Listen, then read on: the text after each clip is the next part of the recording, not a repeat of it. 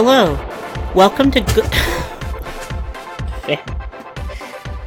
Hello, welcome to GLITTERSHIP episode 70 for April 11th, 2019. This is your host, Keffy, and I'm super excited to share this story and poem with you. Today we have a GLITTERSHIP original by Alex Yuschik, The Girl with All the Ghosts, read by Felita Hicks, and a poem, Chrysalis, by Kendall Evans. Before we get started, a reminder that there's still a Tiptree Honor book sale going on for the GLITTERSHIP Year 1 and Year 2 anthologies on Gumroad. Just go to gumroad.com/Keffy and use the coupon code TIPTREE, that's TIPTREE, to get the ebooks for $5 each. Just as an aside, I apologize for all...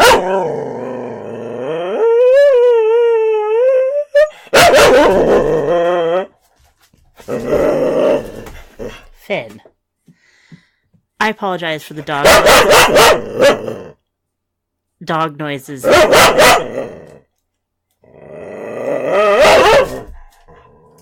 in this episode. If I put them outside of my room, they cry. If I put them in the backyard, they bark at the neighbor. And if I let them in my room,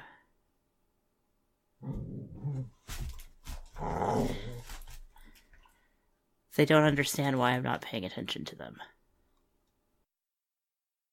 Stories and poems by Kendall Evans have appeared in most of the major SF and fantasy magazines, including Asimov's, Analog, Strange Horizons, Mythic Delirium, Amazing Stories, Dreams and Nightmares, Weird Tales, Alien Worlds, Nebula Award Showcase, and numerous other magazines and anthologies. His novel and verse, The Rings of Ganymede, and his novella, Bring Me the Head of Philip K. Dick's Simulacrum, are both available from Alban Lake Books. Chrysalis by Kendall Evans. 1. The newborn starship, bathed in sunlight and starlight, dries its gossamer wings, preparing for the far reach to the stars. 2. Festive colored ribbons spiral. You and I dance around the maypole at dusk, circling, eyeing one another while we discuss Darwinian logic. 3. Recombinant forms emerge from interstellar dust, mutate and shift and merge, ruled by the coldest equations and analogues of lust. 4. I have watched exotic robots hatch from ovoid metal shells and peck at nuts and bolts upon my parquet floors. And our story is The Girl with All the Ghosts by Alex Yuschik, read by Felita Hicks. Alex Yuschik is a PhD candidate in mathematics at the University of Pittsburgh. Besides math and writing, Alex enjoys traveling, hanging out in as many cat cafes as humanly possible, and waking up before dawn to lift heavy things and then put them back down. Their short fiction has also appeared in Escape Pod and Luna Station Quarterly. Felita Hicks is a Black queer writer. She was a finalist in the 2018 PEN American Writing for Justice Fellowship and the 2018 Cosmonauts Avenue Annual Poetry Prize. Her debut book, Hoodwitch, is forthcoming October 2019 with Acre Books. Her poetry and essays have appeared in or are forthcoming in Slate, Huffington Post, Poetry Magazine, Quelly Journal, The Rumpus, The Cincinnati Review, Tahoma Literary Review, Prairie Schooner, Lunch Ticket, Matador Review, Glass Poetry, Pigeonholes, Yes Poetry, American Poetry Journal, Ink and Nebula, and others. She received her MFA in Creative Writing from Sierra Nevada College's Low Residency Program and lives in San Marcos, Texas. She is at work on a memoir. The Girl with All the Ghosts by Alex Yuschik. It's her second to last Friday night at Six Resplendent Sun's funeral palace and House of the Dead, and Go-Eun is getting terrible reception on her cell. Part of it's because everyone's on the network, but mostly it's the ghost. Garden variety specters who unfold themselves into 9-story menaces, shadow thin and barbed with carcinogens. Go-Eun would not have thought that they could bring this many cell phone towers down running from Fox mechs, but then again, she never thought she'd end up working the night shift at an inner-city funeral palace either. Go-Eun taps her phone screen again. Honestly, most of it's not so bad. The shelves of urns and silent hallways, the familiar and calculated snake of her path through the dim ossuary. The 30th through 50th floors make up her soon-to-be former territory, and the clamor of light pollution keeps anywhere from getting too dark. Neapolitan swipes of pink gold cyan bleed through from neon nightclub signs and adorn the shelves in glimmer and flash, and aisle lights frame every niche in respectful and seemingly infinite ellipses, ... sealing in the city sleeping dead. Before one gets into the mechanics of proof, it is necessary to state a few definitions that will be useful later. The building is a magpie. Listen. And it carries noises up its sides, slipping them into windows like jewels. Revelers from a nearby bar stumble loudly through the ladder of numbers in Baskin-Robbins 31. A TGX Mauve F stretches its tiger mech joints in a hiss of pneumatics, and a couple breaks up or makes love or both too near an open window somewhere in the apartment complex next door.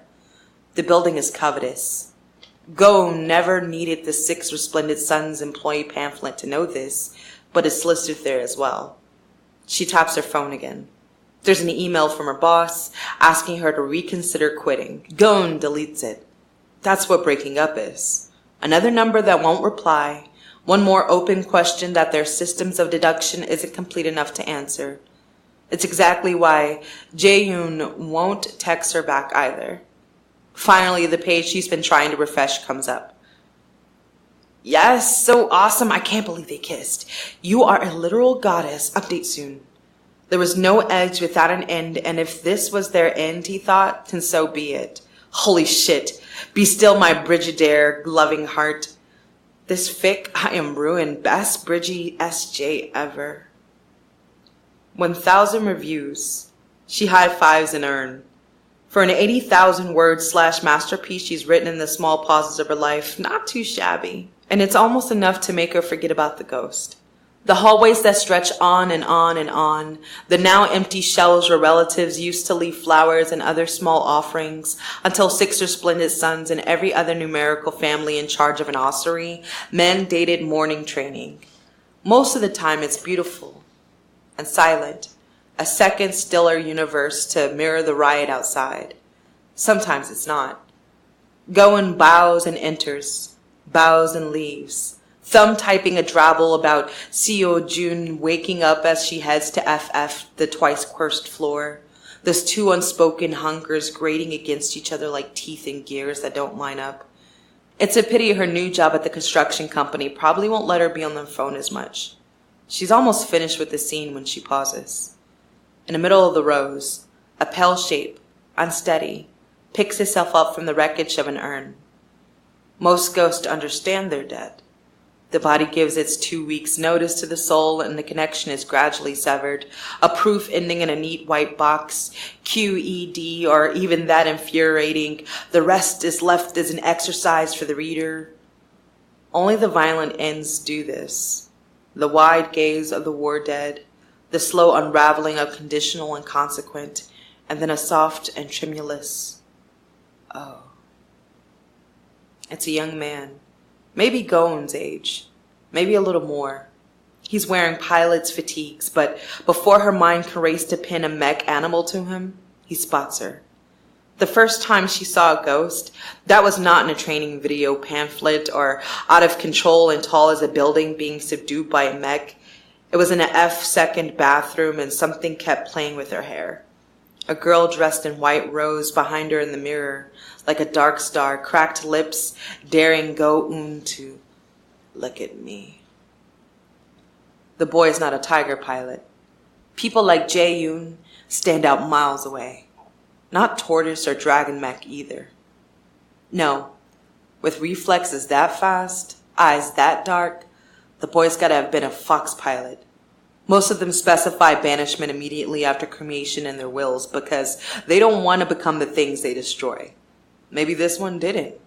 Maybe he is exactly as unlucky as spending his afterlife on floor FF implies he must be.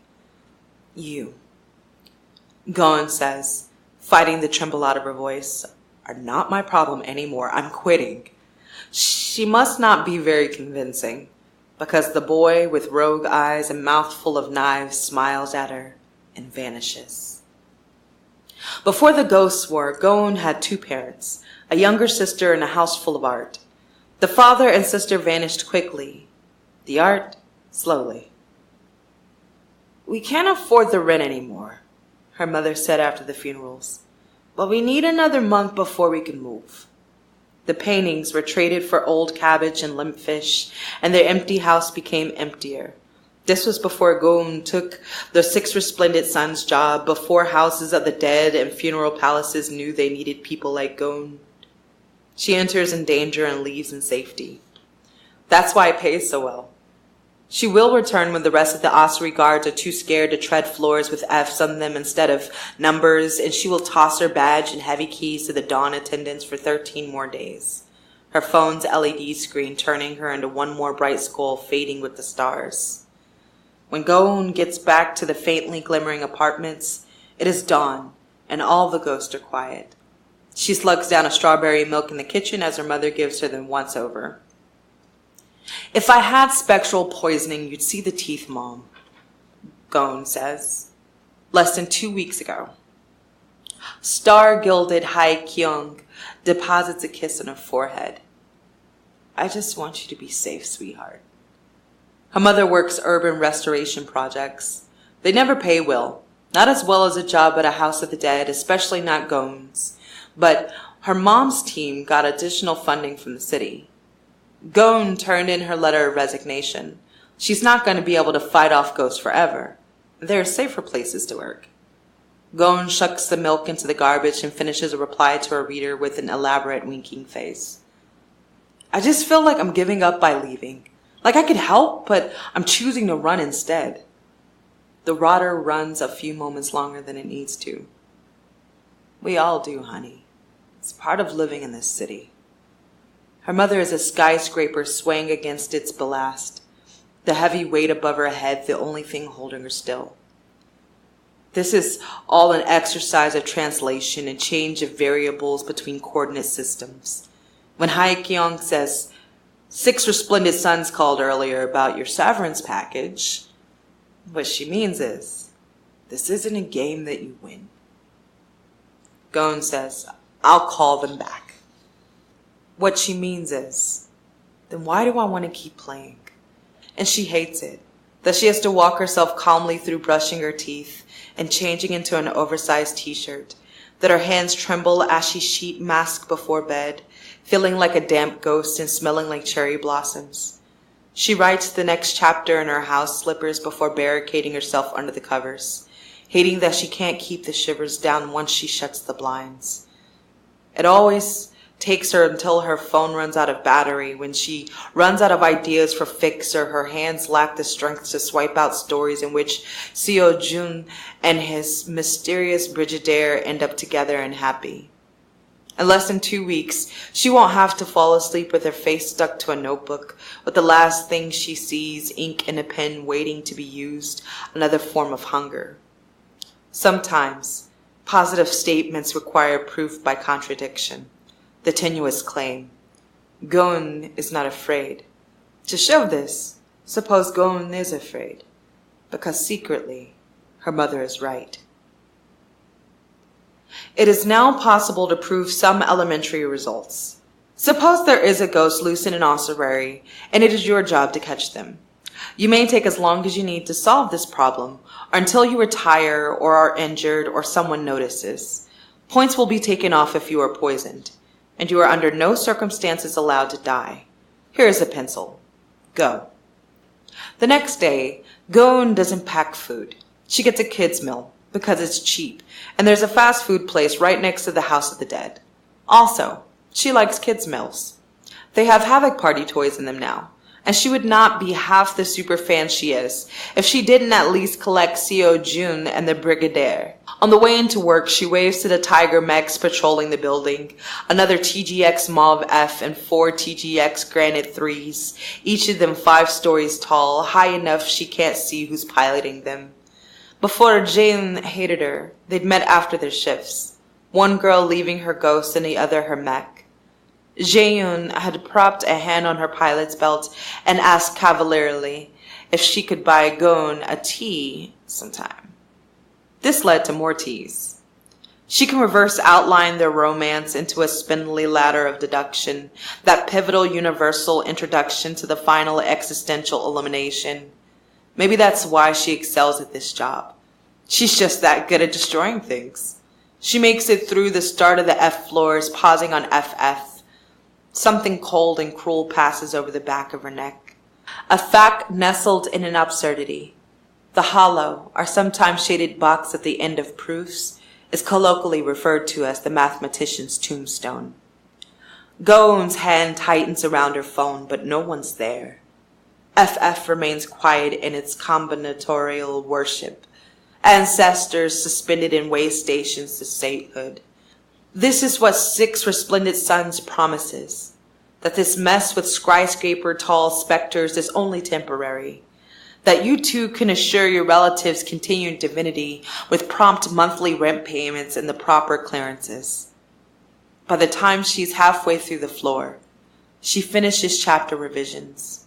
Her next update will be a breakup scene, because happiness is one of the lesser hungers of the body.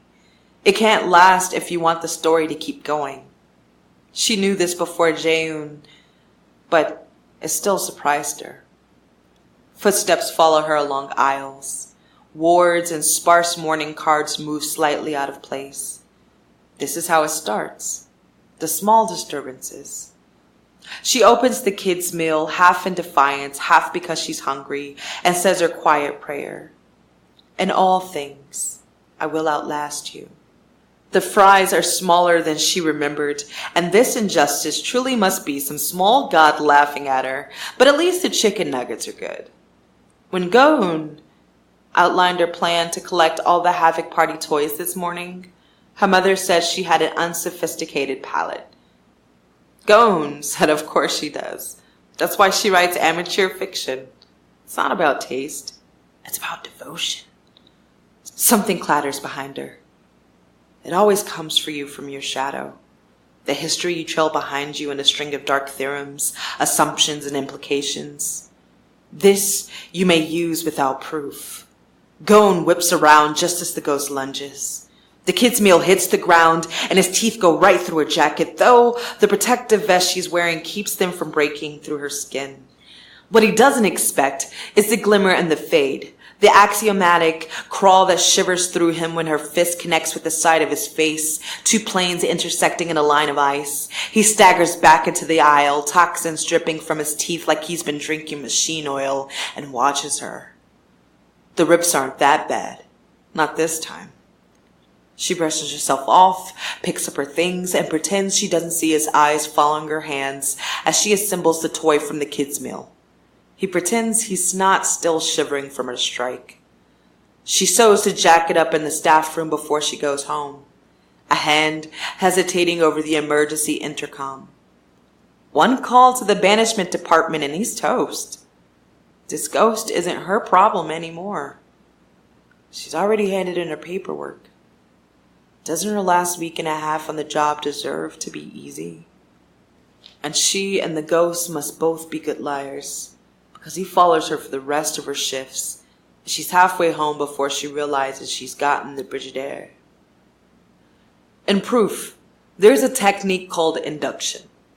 The reader is shown how to handle an initial case and then a successor case. In short, given a set of objects and a desired property. A mathematician shows the property holds for the first object and then every object thereafter. The beauty of induction is that it traps the infinite within the finite.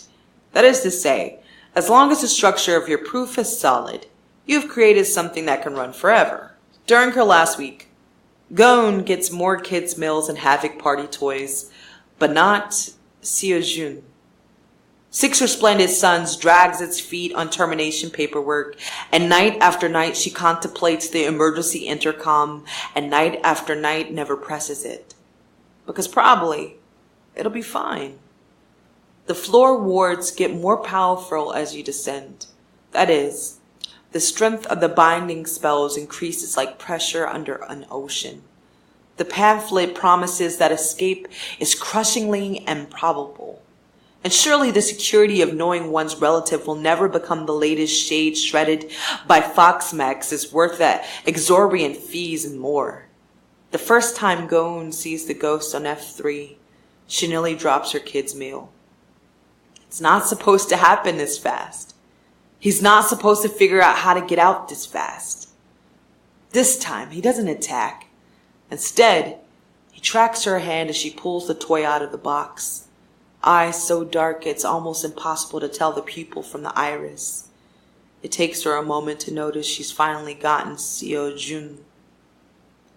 Go-Eun pauses for a moment, then holds the figurine out. Truce? The ghost wrinkles his nose. Yeah, she's speaking extremely casually, but he also tried to bite her the last time, so whatever. Go-Eun shrugs and moves to put Seo-jun in her bag because, damn it, she worked hard for this. But the ghost steps forward in a rush of frost and darkness.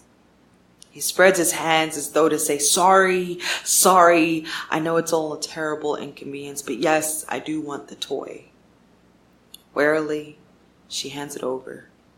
When the weight transfers from her hands to his, Seo-jun's there-ness shifts.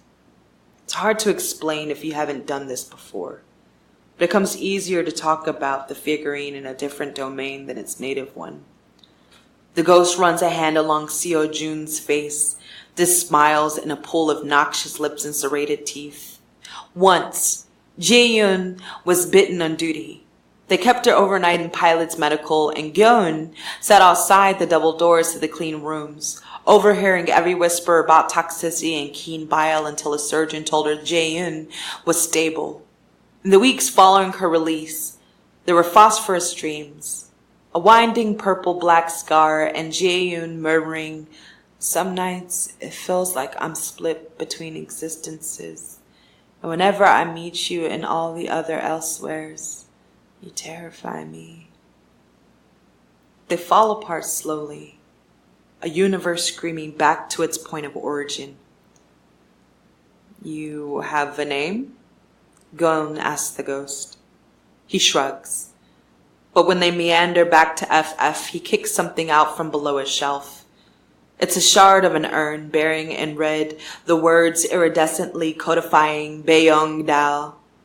Baeongdal shakes his head like this is the least cool thing he's heard since he died, but he keeps turning the figure over and over, like it's something that matters. He doesn't look like your typical Havoc Party fan, but who knows? A tiger mech moves abruptly outside, and when Go-Eun looks back at him, Baeongdal's gone. Go-Eun doesn't see him again that night. And no matter how much fanfic she writes in her shift, when her co-workers congratulate her during her retirement party, her stomach aches. Not one of them mentions her ghost, or even knows how quickly this is becoming a problem. What if quitting doesn't make me happy? Her mother cooks and abrupt clatters of pots and utensils as they hash out the same argument, a tired deduction ad infinitum. The assumptions. Go-Eun came home late. Go-Eun always arrives on time except in emergencies. Conclusion. Something must have gone wrong. Obviously it has. There is a ghost loose and no one's doing anything about it. You have no weapons, no guarantees in that horrible building except your extreme good luck. Her mother calmly checks the black bean noodles and clicks her tongue. How could staying in a death trap make you happy? Sorry. Go-Eun just wants to have dinner, not trot this out over side dishes. It's her last stupid night at work, and when her phone buzzes with a new fanfic review, she's not sure if she's disappointed or relieved 6 Resplendent Suns hasn't discovered a ghost yet. Idly, she clicks it. I keep trying to tell you, you can't have everything, or you can ignore me because you're too busy with your phone. Her mother slams the refrigerator door and one of Go-Eun's Havoc Party toys on the windowsill falls into the sink. Hae-kyung plucks it out and swears. Gods! You only did love useless things. Go-Eun grabs her coat and leaves. When college still mattered, she was tutored by a grad student at Sky University who studied formal logic. They had bone-straight hair, which they always wore in a ponytail, and an impressive collection of blazers. In tutoring breaks, they told Go-Eun about their research. "Do you know that mathematics is incomplete?" they asked, balancing a mechanical pencil on her slender finger. "It's a major theorem. Our system is a poor oracle, unable to divine the truth or falsehood of everything you hand it. Set theory is not adequate. It cannot answer its own most basic questions."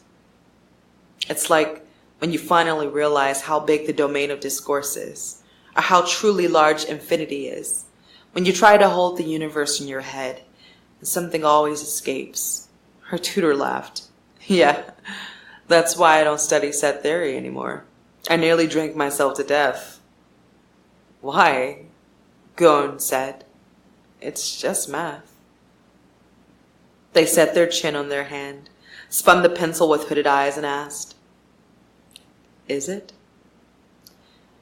She's half an hour too early for her shift, so she stops by the fast food place for another kid's meal, with extra fries because they are tiny as shit. Go-Eun scrolls through her friend's latest pictures as she climbs the ossuary stairs, and because apparently the universe is out to torture her today, Jae-Yoon's changed her profile pic to her and her latest girlfriend, a mech repair specialist. The two of them sport identical necklaces, both winking with opposite eyes at the camera so they look a bit like a mirror in love with itself. Go-Eun has taken the same kind of photo with her other ex-girlfriends and ex-boyfriends, and all those pictures inhabit the same folder on her laptop, timelines extinguished. Why does everything always fall apart in real life? She fumes at Byung-dal on F-Zero and throws some fries at the ghost. He catches and eats them. Like, why can't I have it all? He frowns, then opens his mouth like he's about to say something when a fox mech careens too close to the building. There is a bright burst of ghastly light, and neither the skyscraper's steel skeleton nor its ballast prevent them from shaking when the explosion's aftershocks hit them. Something shatters. Byung-dal's eyes go wide for a second before he vanishes, and Go-Eun pulls the distress signal just as the door to the stairs opens. Of all the heirs, it had to be Six Resplendent Sons, Tai-ha. He's in his late 20s, tall and lithe in a way that makes him look like a living shadow, and his pocket square remains soldier straight even with a bite-proof vest covering most of it. "Star-gilded Go-Eun," he nods. "I'm sorry to hand you a catastrophe on your last day, but here we are. Good hunting." He takes off, greatcoat flapping. Go-Eun chases after him. "Mr. Six Resplendent Sons, if the blast really did knock over an urn, then this is too dangerous for you to be here alone, even in a vest." Tai-ha smiles in a cutthroat kind of calculus. "Your concern is touching. Rest assured, I'm taking no risk with the chairman watching me this closely, and I am by no means alone." 3 banishers walk out of the stairwell in their press suits, guns drawn. "Banishers?" Go-Eun asks. "Already?" She is not adequate. She cannot answer her own most basic questions. "The threat is too great not to address immediately," Tai-ha coughs to cover up her too casual address. "Please continue to exceed my expectations." They head off. Go-Eun rushes down to floor 37 where a dark shape waits for her. "Thank God, you have to hide," she's shaking. "Banishers are here and they think you're the escapee. Well, not like you're not, but..." Except the shape isn't Byung-dal's. Not the tall and silent fox pilot with sad eyes, but someone else, mad and hungry by quiescence and the veils of captivity. It smiles in a line of dripping teeth. Go-Eun runs for the stairs. The banisters are floors above her, so the wards will have to do. Her shoes skid down the stair treads, past 36 and 35, all the way to 32, where she slams the door shut out of breath. For safety reasons, the employee pamphlet says there is only one set of exits to each floor. It's easier to close off that way. Minimize the damage. The building is covetous after all. A black puddle seeps under the door. This is what she's most afraid of. That at the end of the story, she, the banishers, and the ghost are all the same shade of monster. Something that talked to itself long enough to think it was a god. And then someone comes between her and the wild ghost. A familiar shape that punches through the newcomer with eerie precision, like he's used to doing this in a mechanical body several stories taller and more vulpine. Howling, the ghost sinks its teeth into Byung-dal's shoulder. His translucent skin darkens and shakes, but he does not stop his sure and ponderous deconstruction of the rogue, not until it turns back into ash. He presents the remains to Go-Eun, weary but triumphant, his expression not unlike hers as she handed him plaster figurines all those nights before. Thank you, Go-Eun laughs, eyes bright, but we have to. The stairwell door opens. Found it! A woman in black suit levels her weapon at Byung-dal. Firing and 3! Byung-dal rises, venomous and horrible, between Go-Eun and the banishers. No, don't! Go-Eun yells. But the banisher fires in a loud crack of sound. Go-Eun's ears ring and there's nothing but smoke rising. Dead air. And Jae-eun, asking the same question all Go-Eun's significant others have asked her angrily in tears over text or face to face. Why don't you want me anymore? On the ossuary floor is a small marble about the size of her thumbnail. It is cold when she touches it and looks wrong, too glassy or too opaque. There is no more Byung-dal. When Go-Eun holds the marble up to the hallway light, something in it flashes, like the hazy, indecipherable smile of a fox, like a toy, like the shell of an exploded sun, like a boy, half there, half not. That has been her curse, her prayer, her promise, to outlast them all.